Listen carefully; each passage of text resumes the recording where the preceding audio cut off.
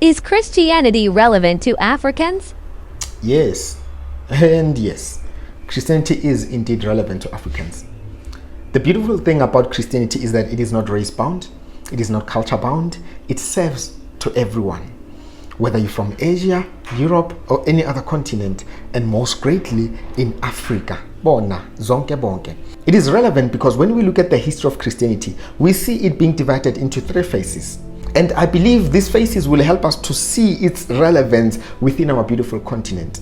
The first phase being the natural flow of Christianity in the northern and eastern nations of Africa by the early centuries. And when I say early, I mean like the first century, second, third, fourth centuries. And the second phase being the decline of early Christian church due to Islam invasion. And the third phase being the re-entering of Christianity by the colonization period. Where we see the re-entering of Christianity in the home continent by the 19th century. We had it by the first centuries, right? Now we shaya slow. However, while some missionaries by the colonization period preached the gospel from a European perspective without regard of local culture, many missionaries were aware of the importance of respecting indigenous cultures. I will say this for as long as I live.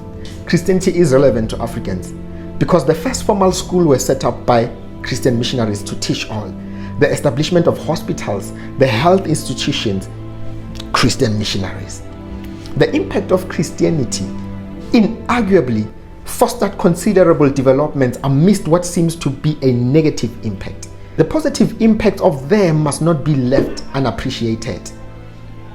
And Christianity in its purest doesn't have a problem with African culture.